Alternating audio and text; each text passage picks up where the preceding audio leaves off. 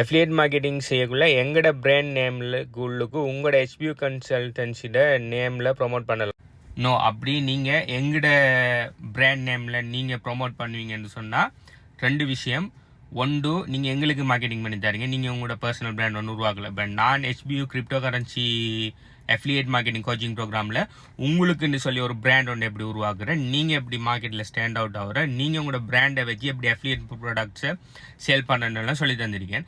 அதை விட்டு போட்டு அதுக்குள்ளே நீங்கள் எங்கட பிராண்டிங் இழுத்துட்டு வரீங்கன்னு சொன்னால் ரெண்டு பிரச்சனை இருக்குது. ஒன்று, உங்களுக்கு என்ன நடக்கணும்னா நீங்கள் எங்களுக்கு ஃப்ரீ மார்க்கெட்டிங் செஞ்சாருங்க. இப்போ நீங்கள் கண்டினியூஸாக எங்கட பிராண்டில் நீங்கள் ப்ரொமோட் பண்ணுவீங்கன்னா நாளைக்கு என்ன நடக்கும்னா எங்களோட பிராண்ட் தான் ப்ரொமோட் ஆகும். நாளைக்கு ஒரு பார்த்து போட்டு இப்போ நீங்கள் HBU எல்லா இடத்தையும் ப்ரொமோட் பண்ணிங்கன்னா நாளைக்கு HBUன்னு சொல்லி கூகுளில் யூடியூப்ல எங்கன்னு தேடக்குள்ள எங்களோட டிரெக்ட் வீடியோஸ் இல்லை எங்களோட டிரெக்ட் ப்ரோக்ராம்ஸ் எங்களோட டிரெக்ட் அஃபிலியேட்டிங்ஸ் வரும். அப்போ அப்படியே அவன் டிரெக்டாக வந்து எங்களுக்கு கூட ஜாயின் பண்ணுவானே தவிர எங்களோட ப்ராடக்ட்ஸில் வாங்குவானே தவிர எங்களோட அஃபிலியேட் ப்ராடக்ட்ஸில் ஜாயின் பண்ணுவானே தவிர உங்களுக்கு எந்த பெனிஃபிட்டும் இல்லை. இது முதலாவது உங்களுக்கு ஏற்படுற பிரச்சனை.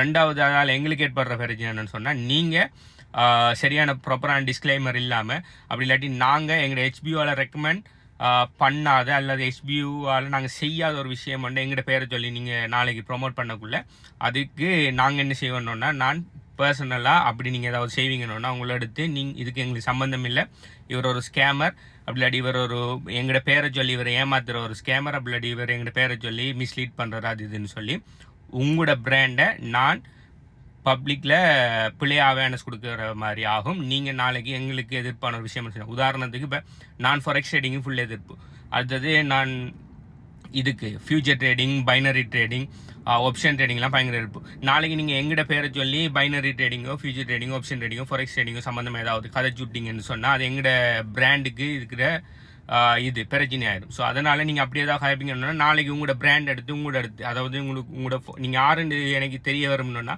உங்களை எடுத்து இவர் ஒரு ஸ்கேமர், இவர் எங்களோட பேரில் ஸ்கேம் பண்ணி தர்றோம் சொல்லி நான் கதைப்பேன். ஓகே, ஸோ அதனால் இந்த மாதிரி தவறில் வேலை செய்யாங்க. உங்களுக்குன்னு சொல்லி உங்களோட ஓன் பிராண்ட் எப்படி கிரியேட் பண்ணணும்னு சொல்லி தான் நான் HBU crypto currency affiliate marketing ப்ரோக்ராமில் அவ்வளோ படிப்பிச்சிருக்கேன். அதுக்கப்புறம் நீங்கள் எங்களோட பிராண்டை எடுத்து ப்ரொமோட் பண்ணுறது தவறில்ல விஷயம். ஸோ உங்களோட ஓன் பிராண்டை கிரியேட் பண்ணுங்கள். உங்களோட ஓன் பிராண்டை கிரியேட் பண்ணி உங்களோட ஓன் பிராண்டுல அஃபிலியேட் ப்ராடக்ட்ஸை சேல் பண்ணுங்கள். தேவையில்லாமல் இன்னொரு பிராண்டை இது செய்யாதீங்க. நாளைக்கு அது உங்களுக்கும் பிரச்சனை, எங்களுக்கும் பிரச்சனை. ஓகே, நீங்கள் அப்படி செய்வீங்கன்னா அது சம்மந்தமான எல்லா லீகல் ஆக்ஷனும் நான் எடுப்பேன். ஓகே, நான் சொல்லிட்டேன். எங்களோட பிராண்டை முன்னுக்கு வச்சு நீங்கள் ஏதாவது ப்ரொமோட் பண்ணீங்கன்னு சொன்னால் அதுக்கு எல்லா ஆக்ஷனும் நான் எடுப்பேன், அது பிள்ளையாக போகும்னு சொன்னால். அதனால தான் சொல்கிறேன், இந்த தேவையில்லா வேலை பார்க்காம நீங்கள் சரியான ப்ராடக்ட்ஸை ப்ரொமோட் பண்ணினா உங்களுக்கு நட்டம். ஏன்னா சும்மா எந்த பிராண்ட் ஃபேமஸ் ஆகும் நீங்கள் செய்கிற எஃபர்ட்டால்.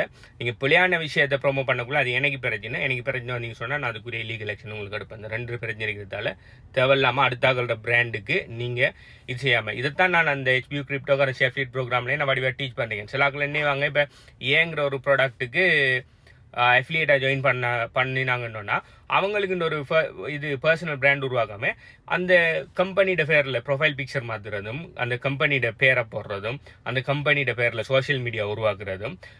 நீங்கள் என்னத்துக்கு நீங்கள் சும்மா ஃப்ரீயாக இன்னொரு கம்பெனிக்கு பிராண்டிங் பண்ணுறீங்க?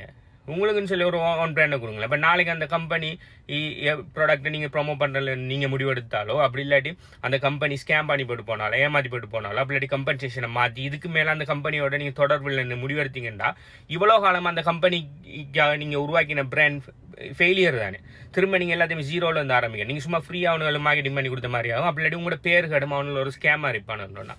ஸோ அப்படி தவிர வேலை செய்யாதீங்க. உங்களுக்குன்னு சொல்லி உங்களோட ஓன் பிராண்ட் உருவாங்க. சில ஆட்கள் இப்படி செய்யுது. உதாரணத்துக்கு இப்போ ஏபிசின்னு ஒரு கம்பெனி ஒன்று இருக்கீங்கன்னா ஏபிசியோட ஒரு ப்ராடக்ட் ஒன்று இவங்க ப்ரொமோட் பண்ண போகிறாங்கன்னு சொன்னால் இவர பேர் குமார்ன்னு சொன்னால் குமார் ஏபிசி ஏஜென்ட், அப்படி குமார் ஏபிசி வித் குமார்ன்னு சொல்லி சும்மா அது தேவையில்லாமல் அந்த ப்ராடக்ட் பிராண்டை இவர பிராண்டுக்குள்ளே உருவாக்குறேன். நாளைக்கு அந்த ஏபிசிங்கிற ஒரு கம்பெனி ஸ்கேமாக இருக்கும்னா நாளைக்கு நீங்களும் ஸ்கேம், உங்களோட பிராண்ட் ஃபுல்லாக ஸ்கேம். நீங்கள் எல்லாத்தையும் அழிக்கணும். நீங்கள் உருவாக்கின சோஷியல் மீடியா, நீங்கள் போட்ட போஸ்ட்டுகள், நீங்கள் கிரியேட் பண்ண எல்லாத்தையும் அழிக்க வேண்டி வரும்.